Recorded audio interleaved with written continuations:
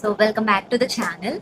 So ఈ వీడియోని మీరు ప్లేస్మెంట్ సీజన్ స్టార్ట్ అవ్వకముందే చూస్తున్నారు అంటే ట్రస్ట్ మీ, మీరు ఆల్రెడీ చాలా మంది స్టూడెంట్స్ కన్నా ఒక స్టెప్ ముందున్నారు. ఎందుకంటే ప్లేస్మెంట్ టైం వచ్చాక ప్రిపేర్ అవ్వడం స్టార్ట్ చేస్తే ప్రెషర్ మాత్రమే ఉంటుంది.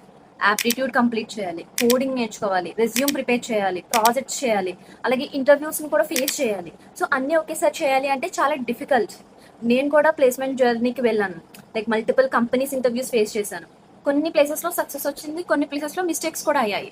సో ఈ వీడియోలో నేను బుక్లో చదివిన థియరీ కాదు, జస్ట్ నేను ఎక్స్పీరియన్స్ చేసిన ప్లేస్మెంట్ రియాలిటీని షేర్ చేస్తాను. So if you are a second, third and fourth year student, please watch this till the end. First ఒక మిస్కాన్సెప్షన్ బ్రేక్ చేద్దాం. చాలా మంది స్టూడెంట్స్ అనుకుంటారనమాట, ప్లేస్మెంట్ సీజన్ వచ్చాక ప్రిపేర్ అవుదాం, అప్పుడు స్టార్ట్ చేద్దాం అని చెప్పి. కానీ ప్లేస్మెంట్స్ అనేది ఒక ఈవెంట్ కాదు, అదొక రిజల్ట్. సో మీరు 6 months 1 year ముందు ఏం చేస్తారో దాని రిజల్ట్ అనమాట. సో కాలేజ్లో ఒక కామన్ ప్యాటర్న్ ఉంటుంది. ఫస్ట్ ఇయర్లో ఎగ్జైట్మెంట్ ఉంటుంది, సెకండ్ ఇయర్లో క్లాసెస్ ఎగ్జామ్స్ ఉంటాయి, థర్డ్ ఇయర్ ఇంకా టైం ఉందనుకుంటాం, ఫైనల్ ఇయర్ వచ్చేటప్పటికి ప్లేస్మెంట్ స్టార్ట్ అయ్యాయి. ఇప్పుడు ఏం చేయాలి అనే కన్ఫ్యూజన్ ఎక్కువ ఉంటుంది అండ్ అప్పుడు టెన్షన్ స్టార్ట్ అవుతుంది. అండ్ నేను చెప్పేది ఏంటంటే, ప్లేస్మెంట్ ప్రిపరేషన్ని లాస్ట్ మినిట్ యాక్టివిటీగా అసలు ట్రీట్ చేయకండి. ఫస్ట్ లెసన్ ఏంటంటే, సీజీపీఏ ఇంపార్టెంట్, కానీ సీజీపీఏ ఒక్కటే సరిపోదు. చాలా మంది మంచి మార్క్స్ తెచ్చుకుంటారు, కానీ ఇంటర్వ్యూలో సింపుల్ క్వశ్చన్స్ అడిగితే స్ట్రగుల్ అవుతారు. ఎందుకు? బికాస్ ఎగ్జామ్స్ కోసం ప్రిపేర్ అయ్యారు వాళ్ళు, కంపెనీస్ కోసం కాదు. జస్ట్ ఎగ్జామ్స్లో రాయడానికి వాళ్ళు ప్రిపేర్ అయ్యారు. నీకు కావాల్సింది ఏంటంటే, ప్రాబ్లమ్ సాల్వ్ చేయగలరా, కమ్యూనికేషన్ ఎలా ఉంది, ప్రాజెక్ట్ ఎక్స్ప్లెయిన్ చేయగలరా, న్యూ థింగ్స్ నేర్చుకోగలరా అని చెప్పి. సో సీజీపీఏ మెయింటైన్ చేయండి, కానీ స్కిల్స్ని ఇగ్నోర్ చేయకండి. సీజీపీఏ అంటే సీజీపీఏ ఇంపార్టెంట్, ఎందుకంటే కొన్ని కంపెనీస్ 6 అబోవ్ సీజీపీఏ ఉండాలి అని చెప్తూ ఉంటారు. సో నేను చెప్పను 9 సీజీపీఏ తెచ్చేసుకోండి, 10 సీజీపీఏ తెచ్చేసుకోండి అని చెప్పి. జస్ట్ బేసిక్ డీసెంట్ సీజీపీఏ ఉంటే చాలు. సో మీరు ఎలిజిబుల్ అవుతారు. అండ్ ఎవ్రీ రిక్రూటర్ చూసేది మీ స్కిల్స్ మాత్రమే. Skills skills skills skills skills. So CGPA అనేది ఎంతవరకు తెచ్చుకోవాలో అంతవరకే ఫోకస్ చేయండి, మిగతావన్నీ స్కిల్స్ మీద పెట్టండి. ఈ ప్లేస్మెంట్ జర్నీలో నేను అబ్జర్వ్ చేసిన ఒక అన్కంఫర్టబుల్ ట్రూత్ కూడా షేర్ చేయాలనుకుంటున్నాను. చాలాసార్లు మనం అనుకుంటాం మన హార్డ్ వర్క్ చేస్తే ఆటోమేటిక్గా రిజల్ట్ వస్తుంది అని చెప్పి, కానీ రియల్ వరల్డ్లో కొన్ని సిచ్యువేషన్స్ అంత సింపుల్గా ఉండవు. నేను చాలా ఎగ్జామ్స్కి జెన్యున్గా ప్రిపేర్ అయ్యాను, టాపిక్స్ నేర్చుకున్నాను, ప్రాక్టీస్ చేశాను. సో ఫుల్ కాన్ఫిడెన్స్తో ఎగ్జామ్ అనేది అటెంప్ట్ చేసేదాన్ని. కానీ కొన్నిసార్లు రిజల్ట్స్ చూస్తే నేను క్వాలిఫై అయ్యేదాన్ని కాదు. అదే టైంలో కొంతమంది friends different methods, I think you know what I mean about different methods, cheating. Yeah, కొంతమంది ఫ్రెండ్స్ చీటింగ్ చేసి రౌండ్ క్లియర్ చేశారు. అప్పుడు నాకు ఒక లెసన్ అర్థమైంది, హార్డ్ వర్క్ ఇంపార్టెంటే, కానీ ప్రతి చోట హార్డ్ వర్క్ అవసరం లేదని. ఒకటే సరిపోదు, మనకి సిచ్యువేషన్ అండర్స్టాండ్ చేసుకునే క్యాపబిలిటీ అండ్ ఎబిలిటీ ఉండాలి. So first thing, company assessment pattern ఏంటి, క్వశ్చన్స్ ఎలా వస్తాయి, టైం మేనేజ్మెంట్ ఎలా చేయాలి, ఇలాంటి స్ట్రాటజీస్ ఫాలో అవ్వాలి.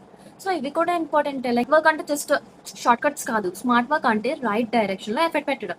కానీ ఒక ఇంపార్టెంట్ థింగ్ చెప్పాలి, షార్ట్ కట్స్తో అసెస్మెంట్ క్లియర్ చేసిన వాళ్ళు ఇంటర్వ్యూ స్టేజ్లో కన్ఫర్మ్గా స్ట్రగుల్ అవ్వచ్చు. ఎందుకంటే ఫైనల్గా ఇంటర్వ్యూలో మీ actual knowledge, communication and confidence బయటపడతాయి కాబట్టి. సో చీటింగ్ని ఎంకరేజ్ చేయడానికి కాదు, రియాలిటీని అండర్స్టాండ్ చేసుకుని ప్రిపరేషన్ని స్మార్ట్గా ప్లాన్ చేసుకోవాలని చెప్పడం నా ఉద్దేశం అనమాట. అండ్ సెకండ్ ఇంపార్టెంట్ థింగ్, కన్ఫ్యూజన్లో టైం వేస్ట్ చేయకండి.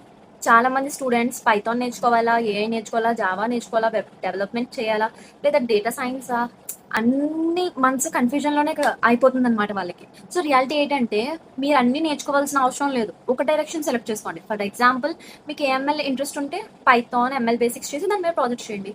లేదా మీకు డెవలప్మెంట్ ఇంట్రెస్ట్ ఉంటే హెచ్టిఎంఎల్ సిఎస్ఎస్ జావా స్క్రిప్ట్ చేసి దాని మీద ప్రాజెక్ట్ చేయండి. ఇంపార్టెంట్ ఏంటంటే, మీరు చేసిన ప్రతిదీ కంప్లీట్ చేయండి, మీరు స్టార్ట్ చేసిన ప్రతి కోర్సు కంప్లీట్ చేయండి. అండ్ అది ఎప్పుడు కంప్లీట్ అవుతుందంటే, మీరు ప్రాజెక్ట్స్ కంప్లీట్ చేశాకే, ప్రతి టెక్నాలజీకి ప్రాజెక్ట్ అనేది కంప్లీట్ చేశాక మాత్రమే ఆ కోర్స్ మీకు ఫుల్గా వచ్చినట్టు. థర్డ్ లెసన్, సర్టిఫికేట్స్ కన్నా projects important.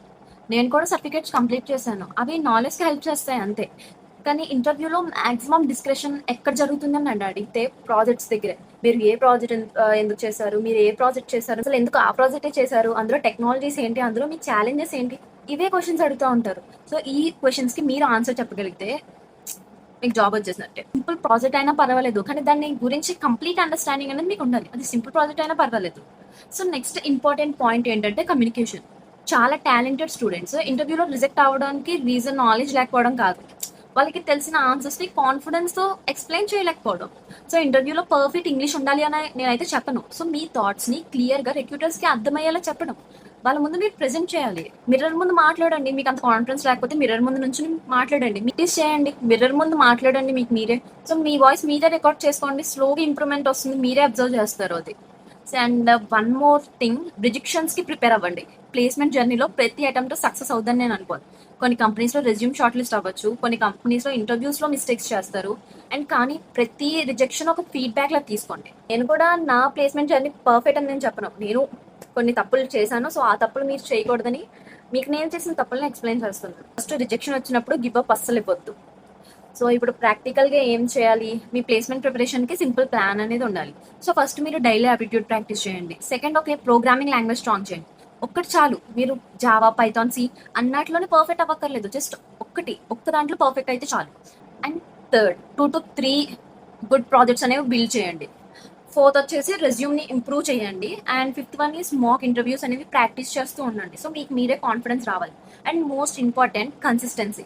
So daily 1 hour అయినా కంటిన్యూ చేయండి. 1 ఇయర్ కన్సిస్టెంట్‌గా మీ కెరియర్‌ని కంప్లీట్‌లీ చేంజ్ చేయగలదు. సో 1 ఇయర్ అనే కాదు, 6 మంత్స్, మేబీ 3 మంత్స్. సో ఏదైనా సరే కన్సిస్టెంట్ అనేది ఇంపార్టెంట్. మీరు ఎన్ని మంత్స్ చేస్తారో మీ ఇష్టం. అన్ని మంత్స్ ప్రతిరోజు కనీసం 1 అవర్ అన్నా మీరు ప్లేస్‌మెంట్ ప్రిపరేషన్ మీద దృష్టి పెట్టండి. So yeah! Consistency wins, always wins. ఇంకా కంపెనీస్ చూసేది మీ skills and confidence. So placement season కోసం వెయిట్ చేయకండి. ప్లేస్‌మెంట్స్ కోసం ప్రిపేర్ అవ్వడం ఇప్పుడే స్టార్ట్ చేయండి.